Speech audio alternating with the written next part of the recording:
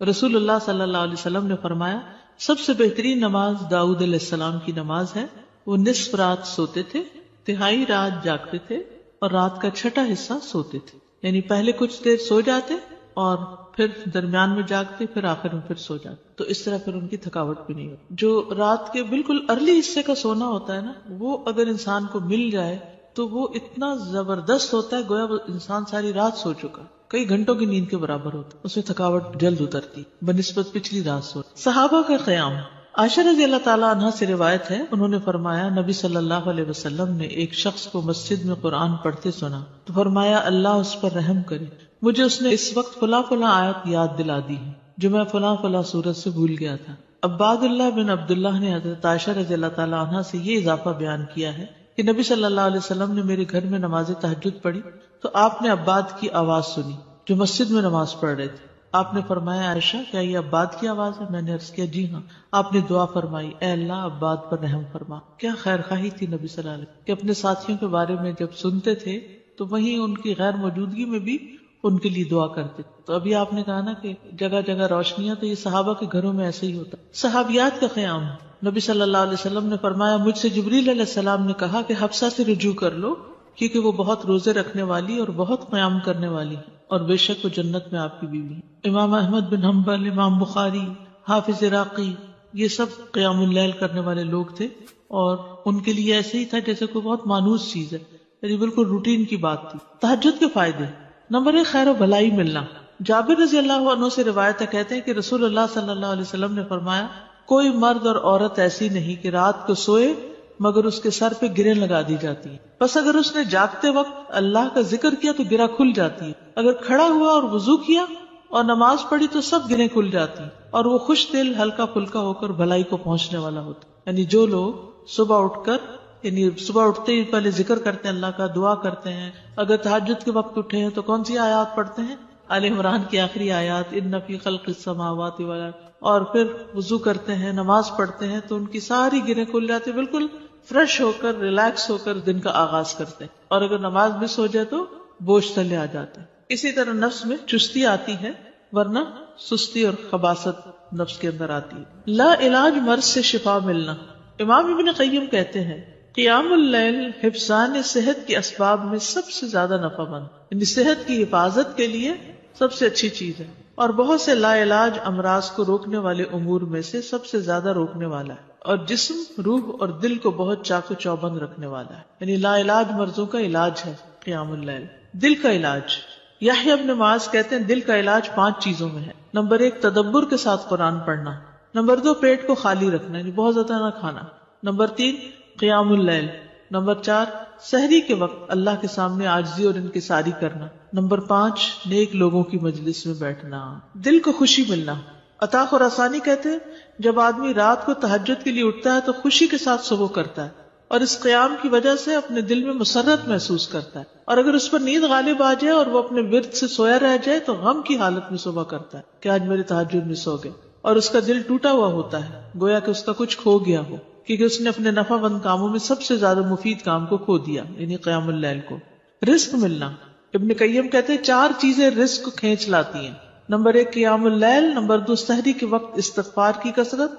Number 3 صدقے کا خیال کرتے رہنا. نمبر 4 دن کے شروع اور آخر میں اس کا ذکر کرنا، یعنی صبح شام کی دعائیں ہیں یا اذکار ہیں. چہرے پر نور آنا. حسن بصری سے پوچھا کہ رات کو تہجد پڑھنے والے سب لوگوں سے زیادہ حسین چہرے والے کیوں ہوتے ہیں؟ انہوں نے کہا اس لیے کہ وہ تنہائی میں رحمان کے ساتھ گفتگو کرتے ہیں اور اللہ انہیں اپنا نور پہنا دیتا ہے. لوگوں کی محبت ملنا. سعید بن مسیب کہتے ہیں کہ ایک آدمی رات کو نماز پڑھتا ہے تو اللہ اس کے چہرے میں نور بنا دیتا ہے. اس نور کی وجہ سے ہر مسلمان اس سے محبت کرتا ہے. جب اس کو ایسا شخص دیکھتا ہے جس نے اسے پہلے نہیں دیکھا ہوتا تو وہ کہتا ہے بے شک مجھے اس آدمی سے محبت ہے، یعنی دیکھتے ہی اس کے دل میں اس کی محبت آتی. کوئی ایک فائدہ بتائیے مجھے، کیا فائدہ تہجد پڑھنے کا؟ خوشی ملنا. دل کا علاج. لا علاج مرضوں سے حفاظت. رزق ملنا. یس. نفس میں چستی آنا. لوگوں کی محبت ملنا. چڑچڑا پن دور ہوتا ہے، برداشت پیدا ہوتی ہے. تو جس میں برداشت پیدا ہو جائے تو پھر بہت سے اس کے دوست بن جاتے ہیں. اب دیکھیے کہ پچھلی پہر رات کو اٹھ کے صاف ستھرا ہو کے نبی صلی اللہ علیہ وسلم کا طریقہ کیا تھا کہ آنکھ کھلتے مسواک کرتے تھے. مسواک کیا، صاف ستھرے ہوئے، پاک ہوئے، اور پھر آپ طویل قیام کرتے. اب کیا کہتے ہیں, کھڑے ہو کے آفس میں کام کریں, اسٹینڈنگ آفیسز بن رہے ہیں, یعنی قیام کی حالت میں کمپیوٹر استعمال کرے. تو یہ قیام اگر کسی نے صبح صبح ہی کر لیا ہو, اور پھر نبی صلی اللہ علیہ وسلم کے قیام جتنا ہی ان کا رکوع بھی ہوتا تھا, اتنی دیر آپ جھکے ہوئے, اتنی دیر آپ کا سر سجدے میں پڑا ہوا, صحت ہی صحت ہے, ایکسرسائز ہی ایکسرسائز. فجر سے تھوڑی دیر پہلے اٹھ کے قیام کرنا, میں نے کسی لیکچر میں یہ سنا تھا کہ مطلب ٹھیک ہے آپ یہ تو کرتے ہیں, لیکن یہ بیسیکلی وہ قیام اللیل نہیں ہے, یہ کچھ اور ہی چیز ہے. ایسا کچھ نہیں. دیکھیے یہ اور کیا ہے, مطلب ان کا کہنے کا مطلب یہ تھا کہ ہم جیسے یہ سست لوگوں کے لیے ہے کہ اچھا چلو فجر سے ذرا سا پہلے اٹھ کے کر لیا, ورنہ بیسیکلی رات کی ڈیپ میں اٹھیں اور اس وقت کریں. وہ تو بالکل ٹھیک ہے. جیسے بہترین قیام جو ہے وہ داؤد علیہ السلام کا ہے, جو اٹھتے تھے پھر پڑھتے تھے پھر لیٹ جاتے تھے, آدھی رات کے بعد اٹھتے تھے پھر ایک تہائی کے بعد پھر وہ چھٹا حصہ جو تھا پھر دوبارہ سو جاتے تھے. لیکن یہ کہ عشاء کے ساتھ بھی ایکسٹرا نوافل سے بھی چاہے نہ بھی سوئے ہو وہ بھی قیام ہوتا ہے. یعنی رات کے نوافل چاہے اول حصے میں پڑھ لیں, چاہے درمیان میں, چاہے آخر میں. ہاں یہ ایکسٹرا بات ہے کہ جس کام میں جو جتنی مشقت کرتا ہے اس کا اجر اتنا ہی زیادہ بڑھ جاتا ہے. آخری وقت میں اٹھنے والوں کا کم ہے اور پہلے اٹھنے والوں کا زیادہ ہے obviously. لیکن آخری حصہ لاسٹ 1/3 جو ہے اس میں اللہ تعالیٰ آسمانی دنیا پر آتے ہیں, تو وہ اس لحاظ سے زیادہ بہتر. اور سحری کا وقت جو ہے اس کی دعائیں قبول ہوتی ہیں. تو اس لیے اس وقت کو یہ نہیں سمجھنا چاہیے کہ یہ صرف سستی کا وقت ہے, بلکہ بڑے اجر کا وقت بھی ہے. اور پھر یہ جو ہم کہتے ہیں نا کسی کو چلو 10 منٹ پہلے اٹھ کے پڑھ لو, یہ صرف اس لیے کہتے ہیں کہ 1-2 پڑھیں گے مزہ آئے گا, پھر 10 کے وہ پیچھے اور 10 چلے جائیں گے. بگننگ بھی ہے بالکل, اسٹیپ بائی اسٹیپ, تھوڑا تھوڑا. ورنہ 1-2 دن تو جذبات میں آ کے اٹھیں گے تو پھر چوتھے دن پھر سوچ پڑے ہوں گے. تہجد کا وقت عشاء کے بعد سے طلوع فجر تک, عشاء کے بعد سے طلوع فجر تک. نبی صلی اللہ علیہ وسلم نے فرمایا اللہ نے تمہیں مزید ایک نماز عطا کی ہے جو کہ وتر یعنی تہجد ہے, اسے نماز عشاء اور نماز فجر کے درمیانی وقفے میں پڑھ لیا کرو. ٹھیک ہے نا, یہ سلسلہ صحیحہ کی حدیث ہے. کب سے کب تک ہے تہجد کا وقت؟ عشاء کے بعد سے فجر تک. اٹھنے کا بہترین وقت, مسند احمد کی روایت ہے, ابو مسلم سے روایت ہے کہ میں نے ابو ذر رضی اللہ عنہ سے پوچھا رات کے کس حصے میں قیام کرنا سب سے افضل ہے؟ ابو ذر رضی اللہ عنہ نے کہا میں نے بھی رسول اللہ صلی اللہ علیہ وسلم سے اسی طرح سوال کیا تھا جس طرح تم نے مجھ سے کیا. آپ نے فرمایا رات کے پچھلے پہر, یا رات کے پچھلے پہر یا نصف رات میں, لیکن ایسا کرنے والے بہت تھوڑے ہیں. یعنی مشکل ہے نا آدھی رات کو اٹھنا. آپ مثلا سوئے ہیں 10 بجے اور 12 بجے پھر اٹھ جائے تو مشکل ہوگا. رات کے آخری حصے میں قیام کرنا. جابر رضی اللہ عنہ سے روایت ہے, انہوں نے کہا میں نے نبی صلی اللہ علیہ وسلم کو فرماتے ہوئے سنا تم میں سے جسے یہ خدشہ ہو کہ وہ رات کے آخر میں نہیں اٹھ سکے گا تو وہ وتر پڑھ لے پھر سو جائے, اور جسے رات کے قیام کا یقین ہو وہ رات کے آخر میں وتر پڑھے, کیونکہ رات کے آخری حصے میں قرات کے وقت حاضری دی جاتی ہے اور یہ بہتر ہے. ٹھیک ہے, تو رات کا آخری حصہ بھی اچھا ہے. آخری پہر دعاؤں کی قبولیت کا وقت بھی ہے. عمرو بن ابسہ سے مرفوعاً روایت ہے کہ رات کی نماز 2 رکعت ہے اور رات کے آخری حصے میں دعا سب سے زیادہ قبول ہوتی ہے. رات کے آخری حصے میں دعا سب سے زیادہ قبول ہوتی ہے. نبی صلی اللہ علیہ وسلم کے اٹھنے کا وقت. مسروق سے روایت انہوں نے کہا میں نے عائشہ رضی اللہ عنہا سے پوچھا کہ نبی صلی اللہ علیہ وسلم کو سب سے زیادہ کون سا عمل پسند تھا؟ انہوں نے فرمایا وہ عمل جو ہمیشہ ہوتا رہے. میں نے کہا آپ رات کو کب اٹھتے تھے؟ انہوں نے فرمایا جب مرغ کی آواز سنتے تو اٹھ جاتے. اب دیکھیے اس کو گھڑیاں نہیں تھی, لیکن اللہ نے نیچرلی یعنی کہ ایک وقت تہجد کا جو تھا اس میں مرغ اذان دیتا ہے تو وہ بھی ایک الارم کی طرح ہے. آپ کو پتہ ہے کراچی کا تو کچھ نہ پوچھیں, اس لیے کہ فرسٹ ٹائم کراچی میں میرے ساتھ یہ ایکسپیرینس ہوا کہ رات کے وقت کبھی بول رہے ہیں, رات کے وقت کبھی بول رہے تھے. یہ فرسٹ ٹائم میں نے دیکھا تو میں نے کہا یہ کیا ہوا ہے, یعنی میں پریشان ہو گئی جب شروع میں گئی وہاں, یہ کیا ہو رہا ہے. پھر مجھے سمجھ میں آیا کہ یہاں کراچی میں تو ساری رات ٹریفک چل رہی ہوتی ہے اور لوگ جاگ رہے ہوتے ہیں, کہ کراچی میں لوگ رات کو زیادہ جاگتے ہیں, تو وہ پھر کبھی بھی جاگنے لگے. کھانا ملتا ہے, بالکل کھانا بھی ملتا ہے. اب دیکھیں ریسٹورینٹس کے باہر وہ پرندے اڑ کے رات کے وقت آ کے بیٹھ کے جاتے ہیں, کیونکہ دن کو وہ سب بند پڑا ہوتا ہے بیچارے, ان کا رزق بھی رات کو کھلتا ہے. ان کا یعنی کہ وہ سارا سسٹم ڈسٹرب ہو چکا ہے. جیسے انسان ڈسٹرب ہو گئے تو پرندے بھی ڈسٹرب ہو گئے. حضرت عائشہ سے روایت فرماتی ہیں آپ صلی اللہ علیہ وسلم شروع رات میں سوتے اور آخر رات میں بیدار ہو کر تہجد کی نماز پڑھتے. نبی صلی اللہ علیہ وسلم کا نصف رات کو اٹھنا، آدھی رات کو، یہ وہ حضرت ابن عباس والی روایت ہے جس میں ابن عباس آپ صلی اللہ علیہ وسلم کے گھر میں آ کر رکے تھے اور پھر جب آدھی رات گزر گئی تو آپ بیدار ہو کر تہجد پڑھنے لگے. نبی صلی اللہ علیہ وسلم کا سحری سے قبل نماز سے فارغ ہونا. حضرت عائشہ کہتی ہیں کہ جب سحری کا وقت ہوتا تو میں نبی صلی اللہ علیہ وسلم کو اپنے پاس سویا ہوا ہی پاتی، یعنی آپ تہجد پڑھ کے دوبارہ سو جاتے تھے. حضرت عائشہ سے روایت بیان کرتی ہیں کہ بلا شبہ اللہ عز و جل رسول اللہ صلی اللہ علیہ وسلم کو رات میں جگا دیتے، چنانچہ صبح نہ ہو پاتی کہ آپ اپنے معمول کی عبادت سے فارغ ہو چکے ہوتے تھے. تہجد کے لیے بیدار ہونے کی سنتیں. آنکھ کھلنے پر دعا پڑھنا. نبی صلی اللہ علیہ وسلم نے فرمایا جو شخص رات کو بیدار ہو کر یہ دعا پڑھے لا الہ الا اللہ وحدہ لا شریک لہ لہ الملک ولہ الحمد وہو علی کل شیء قدیر الحمد للہ وسبحان اللہ ولا الہ الا اللہ واللہ اکبر ولا حول ولا قوة الا باللہ ثم قال اللہم اغفر لی او دعا استجیب لہ فإن تودع وصلى قبلت صلاتہ. نبی صلی اللہ علیہ وسلم نے فرمایا جو شخص رات کو بیدار ہو کر یہ دعا پڑھے لا الہ الا اللہ آخر تک اور پھر کہے اللہم اغفر لی، اے اللہ میری مغفرت فرما، یا کوئی اور دعا کرے جو اس کی دعا ہے تو اس کی دعا قبول ہوتی ہے.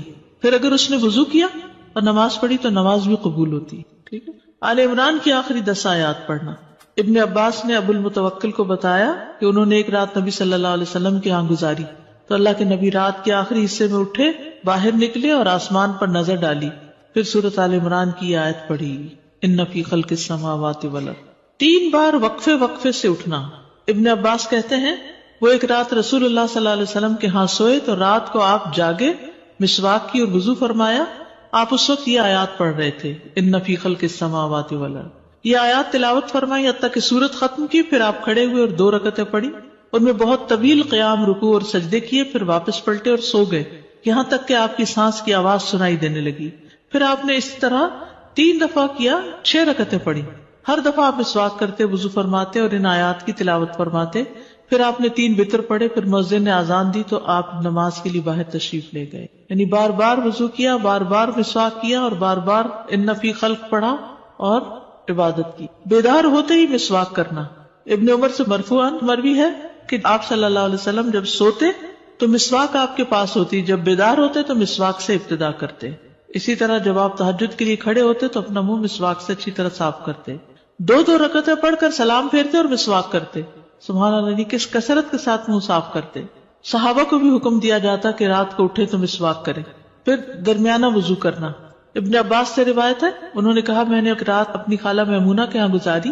نبی صلی اللہ علیہ وسلم رات کو اٹھے اور اپنی ضرورت کی جگہ آئے، پھر اپنا چہرہ اور دونوں ہاتھ دھوئے، پھر سو گئے اور پھر اٹھے اور مشکیزے کے پاس آئے، اس کا بندھن کھولا، پھر 2 وضو کے درمیان کا وضو کیا، یعنی ہلکا سا وضو، اور پانی زیادہ استعمال نہیں کیا اور اچھی طرح وضو کیا. پھر اٹھے اور نماز شروع کی. کم سے کم اور زیادہ سے زیادہ تعداد کتنی رکعتیں پڑھنی چاہیے؟ ٹھیک ہے. یہ بھی بڑا اہم سوال ہے. اکثر لوگ پوچھتے ہیں تہجد کتنی رکعتیں؟ تو یہ ظہر اثر وغیرہ کی طرح مقرر رکعتیں نہیں ہیں، اس میں وسعت ہے. ٹھیک ہے. کم سے کم اور زیادہ سے زیادہ تعداد. ابن عثیمین کہتے ہیں نبی صلی اللہ علیہ وسلم سے رات کی نماز کے متعلق سوال کیا گیا تو آپ نے فرمایا رات کی نماز 2 رکعت ہے، مثنا مثنا، اور آپ نے اس کو کسی تعداد کے ساتھ متعین نہیں کیا. آپ نے یہ نہیں فرمایا 4 ہے، 6 ہے، 8 ہے، 10 ہے، نہیں. کیا فرمایا؟ 2 ہے. تو جب نبی صلی اللہ علیہ وسلم نے اس کے لیے کسی گنتی کو متعین کیے بغیر کیفیت کو واضح کر دیا تو اس سے معلوم ہوا کہ نماز کا معاملہ اس بارے میں وسعت رکھتا ہے، یعنی اس میں کافی گنجائش ہے. انسان 100 رکعتیں بھی پڑھ سکتا ہے اور 1 رکعت کے ساتھ اس کو وتر بنا سکتا ہے. تو اصل بات یہ کہ انسان جتنی طاقت پاتا ہے اتنی رکعتیں ادا کر لے. ٹھیک. ابن باز رات کی نماز کی تعداد کے متعلق کہتے ہیں کہ یہ بات ہر انسان کی طاقت کی طرف لوٹتی ہے، اور نبی صلی اللہ علیہ وسلم 11 رکعت ادا کرتے اور 2 رکعت پر سلام پھیرتے. آپ علیہ الصلوۃ والسلام اپنی قرات، اپنے رکوع اور اپنے سجدوں کو لمبا کرتے تھے اور قیام اللیل کو 2 ہلکی پھلکی رکعتوں کے ساتھ شروع کرتے تھے. سب سے بہتر یہی ہے. اور اگر وہ 3، 5 یا اس سے بھی زیادہ پڑھتا تو کوئی حرج نہیں. ہر ایک اپنی طاقت کے مطابق ادا کرے گا، اس میں کوئی حد نہیں. لیکن سب سے افضل صورت 11 رکعت نماز پڑھنا ہے، 8 تہجد اور 3 وتر. نبی صلی اللہ علیہ وسلم کا رمضان اور غیر رمضان میں 11 رکعت سے زیادہ نہ پڑھنا. ابو سلمہ بن عبد الرحمن سے روایت ہے، انہوں نے عائشہ رضی اللہ تعالی عنہا سے پوچھا، اور یہ صحیح مسلم کی روایت ہے، کہ رمضان میں رسول اللہ صلی اللہ علیہ وسلم کی نماز کیسے ہوتی تھی؟ انہوں نے جواب دیا، رسول اللہ صلی اللہ علیہ وسلم رمضان اور اس کے علاوہ دوسرے مہینوں میں فجر سے پہلے 11 رکعتوں سے زیادہ نہیں پڑھتے تھے. شیخ البانی کہتے کہ صحیح نص کے ذریعے رسول اللہ صلی اللہ علیہ وسلم کے فعل سے قیام اللیل کی رکعات کی تعداد 11 ثابت ہے، اور جب ہم اس میں غور کرتے ہیں تو ہمارے لیے انتہائی واضح طور پہ ظاہر ہو جاتا ہے کہ آپ اپنی پوری زندگی اس گنتی پر قائم رہے، خواہ رمضان ہو یا اس کے علاوہ، آپ اس سے زیادہ نہیں پڑھتے تھے. جہاں 13 کی بات آتی ہے نا، تو وہ 2 سنت فجر کی بھی شامل کر لیتے ہیں. حضرت عائشہ سے روایت ہے، نبی صلی اللہ علیہ وسلم رات کو 11 رکعتیں پڑھتے، 8 رکعتیں تہجد اور 3 وتر. کبھی 9 رکعتیں بھی پڑھی ہیں آپ نے، ٹھیک ہے، کبھی 7 رکعتیں بھی ادا کی ہیں آپ نے، اور 7 سے کم نہیں پڑھی، یعنی 6 پڑھ کے 1 وتر کیا ہے، 7 سے کم نہیں پڑھی اور 13 سے زیادہ نہیں پڑھی. رکعات کی ادائیگی کا طریقہ کیا ہے؟ 2 کر کے پڑھنا. حضرت عبداللہ بن عمر سے روایت، انہوں نے کہا، ایک آدمی نے پوچھا کہ اللہ کے رسول رات کی نماز کیسے ادا کی جائے؟ آپ نے فرمایا، رات کی نماز 2 رکعتیں ہیں، جب صبح ہونے کا اندیشہ ہو تو 1 وتر پڑھ لو. جب آپ تہجد پڑھتے تو ہر 2 رکعتوں کے بعد سلام پھیرتے اور 2 ہلکی رکعتوں سے آغاز کرتے. زید بن خالد جوہنی سے روایت ہے، انہوں نے کہا، میں آج رسول اللہ صلی اللہ علیہ وسلم کی نماز کا مشاہدہ کروں گا، یعنی رات کی نماز کا. میں نے دیکھا کہ آپ نے 2 ہلکی رکعتیں پڑھی، پھر 2 انتہائی لمبی، بہت ہی زیادہ لمبی رکعتیں ادا کی، پھر 2 رکعتیں پڑھی جو ان 2 لمبی رکعتوں سے ہلکی تھی، پھر 2 پڑھی جو پہلے والوں سے کم تھی، پھر 2 پڑھی جو اپنے پہلی والی رکعتوں سے کم تھی، پھر 2 رکعتیں پڑھی جو اپنی پہلی والی رکعتوں سے کم، پھر وتر ادا کیا. یعنی سب سے پہلے 2 ہلکی، پھر 2 خوب لمبی، پھر 2 اس سے کچھ کم، پھر اس سے کم، پھر اس سے کم، پھر اس سے کم. لیکن آپ کی یہ جو رکعتیں تھی بہت خوبصورت اور بہت طویل ہوتی تھی. حضرت عائشہ کہتی ہیں، ان کی خوبصورتی اور ان کی طوالت کے بارے میں مت پوچھو. پھر 4 رکعتیں پڑھتے، ان کے حسن، ان کی طوالت کے بارے میں نہ پوچھو. پھر 3 رکعتیں پڑھتے، یعنی 4 کے بعد تھوڑا سا بیچ میں وقفہ، پھر لمبے سجدے کرتے تھے. حضرت عائشہ کہتی ہیں کہ رسول اللہ صلی اللہ علیہ وسلم رات کو 11 رکعت پڑھتے تھے، یہ آپ کی رات کی نماز تھی. اس میں آپ اتنا طویل سجدہ کرتے کہ اپنا سر اٹھانے سے پہلے تم میں سے کوئی 50 آیتیں پڑھ لے. تہجد میں قرات، لمبی قرات کی فضیلت صحیح مسلم میں ہے. جابر رضی اللہ عنہ سے روایت ہے، انہوں نے کہا کہ رسول اللہ صلی اللہ علیہ وسلم نے فرمایا، فضیلت والی نماز وہ ہے جس میں قیام لمبا ہو، یعنی دیر تک کھڑے رہے. 10 آیات کی تلاوت کا اجر. رسول اللہ صلی اللہ علیہ وسلم نے فرمایا، جس شخص نے 10 آیتوں سے قیام کیا وہ غافلوں میں سے نہیں لکھا جاتا. 100 آیات کی تلاوت کا اجر. رسول اللہ صلی اللہ علیہ وسلم نے فرمایا، جس نے 100 آیات کے ساتھ قیام کیا وہ فرما برداروں میں سے لکھا جاتا ہے. رسول اللہ صلی اللہ علیہ وسلم نے فرمایا، جس نے رات کی نماز میں 100 آیات کی قرات کی اسے غافلین میں نہیں لکھا جاتا اور اسے فرما برداروں میں لکھ لیا جاتا ہے. 1000 آیات کی تلاوت کا بے انتہا اجر. رسول اللہ صلی اللہ علیہ وسلم نے فرمایا، جو 1000 آیات سے قیام کرے وہ بے انتہا ثواب جمع کرنے والوں میں لکھا جاتا ہے. مقنطرین کا لفظ آتا ہے. نبی صلی اللہ علیہ وسلم کی قرات. آپ صلی اللہ علیہ وسلم کی تہجد میں قرات مختصر ہونے یا لمبی ہونے کے اعتبار سے مختلف ہوتی تھی. کبھی آپ ہر رکعت میں یا ایھا المزمل کی مقدار کے مطابق قرات کرتے تھے، اور یہ 20 آیات والی سورت ہے، ٹھیک ہے. کبھی آپ ہر رکعت میں کیا پڑھتے؟ یا ایھا المزمل 20 آیات والی.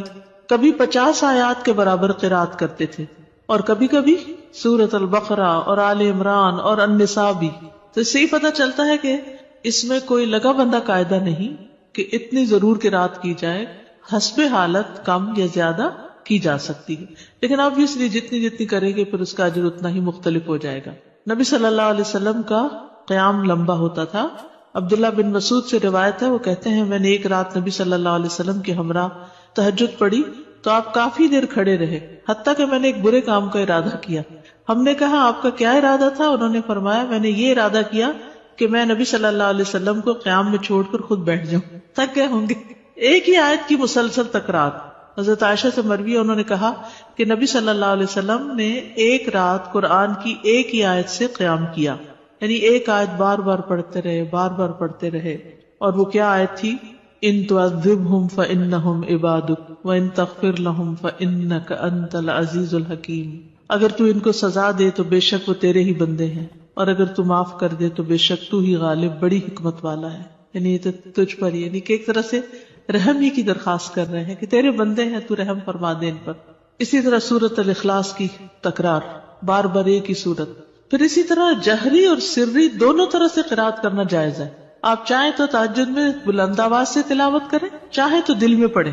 غزیف بن الحارث سے روایت ہے کہ میں نے عائشہ رضی اللہ تعالی عنہا سے کہا، کیا آپ نے دیکھا کہ رسول اللہ صلی اللہ علیہ وسلم قرآن اونچی آواز سے پڑھتے تھے یا خاموشی سے؟ فرمایا کبھی اونچی آواز سے پڑھتے، کبھی دھیمی آواز سے. میں نے کہا اللہ اکبر، تمام تعریف اللہ کے لیے جس نے اس معاملے میں وسعت رکھی. اب یہ اختلاف نہیں، کیا ہے؟ وسعت ہے. ابو ہریرہ سے روایت ہے، وہ بیان کرتے ہیں کہ نبی صلی اللہ علیہ وسلم رات کو کبھی بلند آواز سے اور کبھی دھیمی آواز سے قرات کرتے. ابن عباس کہتے ہیں کہ نبی صلی اللہ علیہ وسلم کی قرات اس قدر بلند ہوتی کہ صحن میں بیٹھا آدمی سن سکتا تھا جب آپ گھر میں یعنی کمرے میں ہوتے تھے. حضرت عائشہ سے مروی ہے کہ ایک شخص رات کو اٹھا اور قرات کرنے لگا. اس نے اپنی آواز بلند رکھی. جب صبح ہوئی تو رسول اللہ صلی اللہ علیہ وسلم نے فرمایا اللہ فلاں پہ رحم فرمائے، اس نے رات مجھے کتنی آیتیں یاد دلا دی جو میں بھول چکا تھا. تو بعض اوقات اونچی قرات سے دوسرے لوگوں کو فائدہ ہو جاتا ہے جو آس پاس ہوتے ہیں. درمیانی آواز میں قرات. ایک رات نبی صلی اللہ علیہ وسلم نکلے اور ابو بکر رضی اللہ عنہ کے پاس سے گزرے. وہ نماز پڑھ رہے تھے اور ان کی آواز دھیمی تھی. راوی کہتے ہیں اور آپ عمر بن خطاب کے پاس سے گزرے، وہ بھی نماز پڑھ رہے تھے، ان کی آواز بہت بلند تھی. کہتے ہیں جب وہ دونوں نبی صلی اللہ علیہ وسلم کے پاس اکٹھے ہوئے تو آپ نے فرمایا اے ابو بکر، میں تمہارے پاس سے گزرا، تم نماز پڑھ رہے تھے اور تمہاری آواز دھیمی تھی. انہوں نے کہا اللہ کے رسول، میں نے جس سے مناجات کی اسے سنایا، یعنی جس سے میں بات کر رہا ہوں اس کو تو دھیمی آواز بھی سن جاتی. کہتے ہیں پھر آپ نے عمر سے کہا میں تمہارے پاس سے گزرا اور تم بلند آواز سے نماز پڑھ رہے تھے. انہوں نے کہا اللہ کے رسول، میں سوتے کو جگا رہا تھا اور شیطان کو بگا رہا تھا.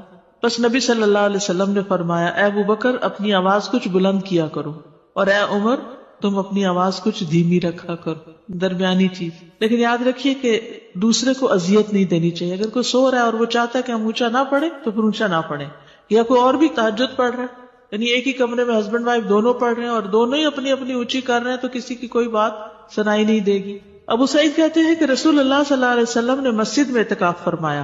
آپ نے لوگوں کو سنا کہ اونچی آواز سے قرات کر رہے تھے. آپ نے پردہ ہٹایا اور فرمایا خبردار، بے شک تم سب کے سب اپنے رب سے مناجات کر رہے ہو، مگر تم میں سے کوئی دوسرے کو ہرگز ایذا نہ دے، کوئی کسی کو تکلیف نہ پہنچائے، اور قرات میں اپنی آواز دوسرے پر بلند نہ کرے. یا فرمایا نماز میں، یعنی دو لوگ پڑھ رہے ہیں تو کوئی ایک دوسرے سے اونچا کرنے کی کوشش نہ کرے، اپنی اپنی نماز پڑھی جائے. ٹھیک ہے، اس میں وسعت ہے. اونچی آواز سے پڑھ سکتے ہیں اور نیچے سے، لیکن پسندیدہ کیا ہے؟ درمیانی آواز سے پڑھنا. لیکن اگر کوئی اور ساتھ پڑھ رہا ہو، مثلا آپ نے دیکھا ہوگا کہ بعض اوقات آپ پڑھتے ہوئے بھول جاتے ہیں اگر بیچ میں کوئی اور کسی بھی چیز کی آواز آ رہی تو اس صورت میں اگر دوسرے ہوں تو ان کی رعایت کرنی چاہیے. اس وسعت کا فائدہ یہ ہے نا، جیسے سجدے کی دعائیں یا رکوع کی یا اور اسی طرح کی، تو کبھی ایک پڑھ لے کبھی دوسری پڑھ لے تو اس سے نماز کے اندر ایک خوبصورتی رہتی ہے، ایک توجہ رہتی ہے. شیطان سے بچنے کے لیے اللہ کی پناہ لینا.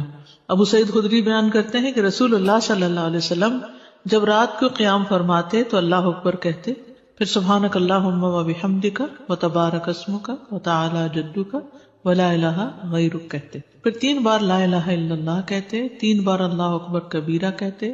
اس کے بعد اعوذ باللہ السمیع العلیم من الشیطان الرجیم من ہمزہ ونفخہ ونفثہ پڑھتے. بخشش طلب کرنا. ربیعہ الجرشی سے روایت ہے، کہتے ہیں کہ ایک مرتبہ میں نے عائشہ رضی اللہ عنہا سے سوال کیا تو میں نے کہا کہ رسول اللہ صلی اللہ علیہ وسلم جب رات کو قیام کرتے تو کس چیز سے آغاز فرماتے؟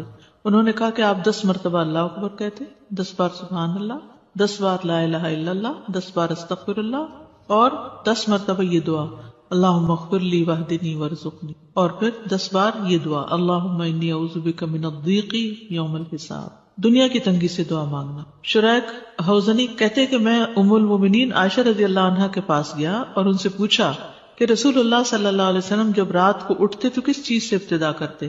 انہوں نے کہا تحقیق تو نے مجھ سے ایسا سوال کیا جس کے متعلق تجھ سے پہلے مجھے کسی نے نہیں پوچھا. آپ جب رات کو اٹھتے تو 10 بار اللہ اکبر کہتے، 10 بار الحمدللہ کہتے، 10 بار سبحان اللہ و بحمدہ کہتے، 10 بار سبحان الملک القدوس کہتے، 10 بار استغفر اللہ کہتے، 10 بار لا الہ الا اللہ کہتے، 10 بار اللہم انی اعوذ بک من ضیق الدنیا و ضیق یوم القیامہ، اس میں قیامت کی تنگی کا بھی ذکر آتا ہے اور دنیا کا بھی. پھر اسی طرح آپ اللہم اغفر لی واہدنی وارزقنی وعافنی بھی 10 دفعہ یہ اللہ اکبر الحمدللہ سبحان اللہ اور استغفر اللہ کرنے کے بعد یہ پڑھتے تھے. پھر سجدے کی دعا